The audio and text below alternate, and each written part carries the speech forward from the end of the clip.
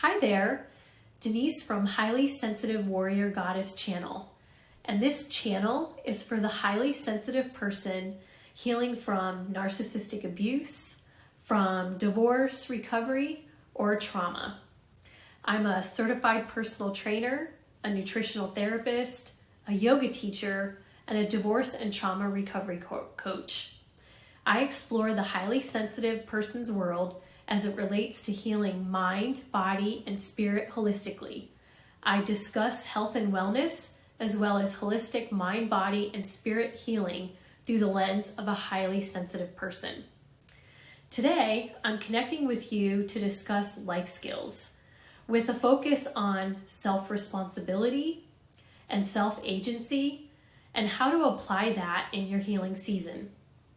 Well, first off, self-responsibility is defined as the state or fact of being responsible, answerable, or accountable for something within one's own power control or management. With self-responsibility, we are totally in control of our lives. We have power and we take command. We even use our strength. And we have a say-so in how things get accomplished in our life. When we have responsibility to ourselves, we take care of ourselves.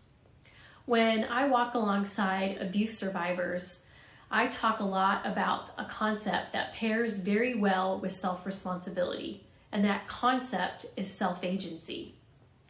Self-agency is that inner understanding and a sense that all actions are self-generated. What that means is that we are responsible for making any decision or action. And when I work with survivors, somehow they have lost touch with their own inner self-agency. In abuse survivors, their self-agency is on a long, extended vacation. And sadly, their self-agency is gone. Their self-agency has been taken in their relationships with the abuser, and it comes by the abuser's manipulation through gaslighting, blame shifting, lying, contradictions, and misdirected dysfunctional communication. As a result, the abuse survivor's meaningful and essential survival connection to their own self-agency has been disconnected or completely lost. In the place of a survivor's self-agency is this sense of learned helplessness. That learned helplessness actually keeps them stuck and operating from the passenger side of the car. They're not even driving in the car, they're just a passenger in the car. They are unknowingly going along to keep the peace and to not cause conflict.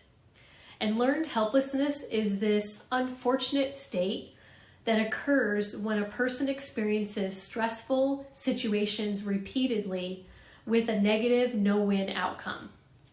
So over time, if this happens repeatedly, the person or woman believes that they are unable to control or change the situation with a different outcome. In learned helplessness, the woman loses their will to actively do something different. She actually loses her will to choose differently or even do something differently, even when an opportunity to make a positive change becomes available. She doesn't make a decision, she stays stuck in quicksand on that passenger side of the car. And for abuse survivors, this is a reality. And the good thing is that it can be rewired. Learned helplessness can actually be unlearned. It can be totally rewired with neuroplasticity and practice. So how does one go about rewiring? Rewiring is all about reconnecting to our own sense of self-agency. So today, let's talk about the benefits of reconnecting to our own sense of self-agency. Well, benefit 1, we are in control of our own actions. When we are fully connected to our own self-agency, we know we're in control of our actions and the consequences that those actions have in our lives. We're in complete control. And it doesn't mean that everything that we choose in our life turns out great. It's that we made a decision and we're sticking to the outcomes, good or bad. No second guessing ourselves, no self-doubt, and we own our choices, good, bad, or indifferent. Benefit 2, if we have self-agency and we're responsible, we are fully paying attention to ourselves and what we need and what we want. Self-agency is the powerful ability to filter out unwanted noise from the world and others we are in community with. It's finding and connecting with ourselves so we have emotional and physical balance in our life. When we are fully present with ourselves and we can think more clearly for ourselves and we advocate more assertively for ourselves, we're in self-agency. And benefit 3, when we make decisions in keeping with our own values, it shifts us out of the victim mode to warrior goddess mode. We're pairing self-agency with self-responsibility means we make choices every single day that are in keeping with our own values. Making sound decisions and taking responsibility shifts us out of victim mode or blame mode, and it shifts us consciously choosing how we respond to life challenges. So we're more in warrior goddess, and we grab a hold of responsibility and our self-agency, and we are in the driver's seat of our life, directing our own thoughts, our own feelings, and communication and actions. So, how do we cultivate our self-responsibility and self-agency? Well, here are some action steps that you can take. 1, we slow the bus down. Consider slowing the bus of life down, consciously pausing, come to a stop, look, feel, and listen. What's going on within me and around me? Ask yourself that.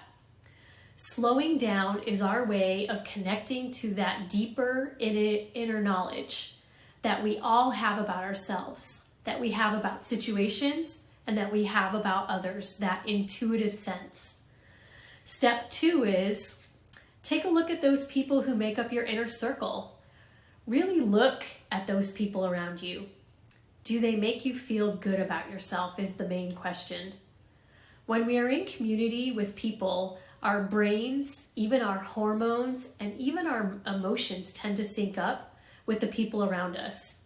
If we pause and if we stop and then look, feel, and listen, we will start to really see the people who are close to us. Maybe we need to put some distance between us and them and our inner circle and really see what's going on. And the third step involves awareness. Ask yourself, when I'm making decisions, what do I typically do when I need to make a decision? Am I a procrastinator? Do I delay making a decision? Do I obsess over little details in life when I'm making decisions? Do I worry excessively about all the little what ifs? What if this? What if that? Do I even lack confidence to make a decision? And another question might be, does this decision matter to me? Sometimes I've allowed someone else's preference to take center stage when maybe it really does matter to me that I need to assert myself a little bit more. And another question might be, am I fearful of taking the risk of maybe making a bad or even a good decision with all of that? Not all bad decisions turn out bad. And maybe I make decisions impulsively, fast, without deciding. But whatever it is, it's good that you now know where you stand on making decisions or taking actions for yourself. Tuck that in your brain somewhere. And wow, maybe ask yourself, that's really curious that I procrastinate maybe making medical appointments for myself. Or wow, that's really curious that with my friend, I always defer to what she wants me to do. So try that on. Wow, that's really curious that I, and then fill in the blank, when it comes to making decisions for myself. I'm really curious that X, Y, and Z when it comes to making decisions for myself. When I am more aware of this or that, maybe I can try to do something different next time. That's what comes with awareness. If we're aware of it, we can make a conscious choice to change it. Now that we know about the benefits and some action steps for taking responsibility and self-agency, let's put those two together with a curiosity exercise. So here's the curiosity exercise for you to start practicing making your own decisions. First, we're going to pause. Second, we're going to make a decision. And thirdly, we're going to stick to that decision. First, with the pause, what decision am I going to make today so I can build my self-agency muscle? We're going to build this muscle to build self-agency. Second, we're going to start by making small decisions. Maybe it's a different tea blend choice. Maybe it's a new lipstick or a lipstick color. Or maybe it's about a different way that you drive to the grocery store. Own that decision. Make that decision or choice and stick to it. Don't consult anyone. Only consult yourself.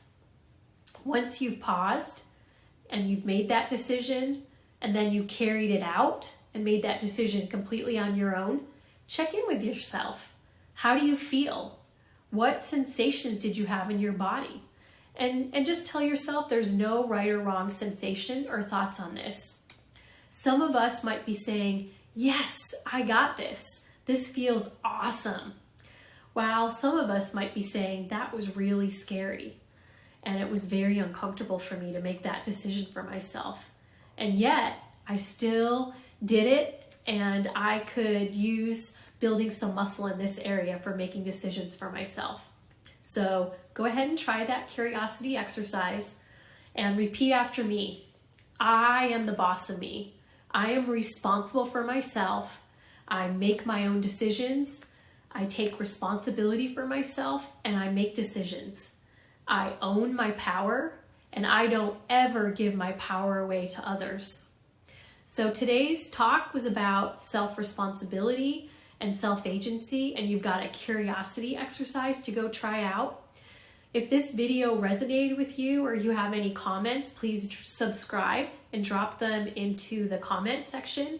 And I'm going to continue to build upon these type of life skills as well as health and wellness tips and tricks around personal training, stretching, trauma nutrition, and some other holistic healing tips and tricks that I'd like to share with you.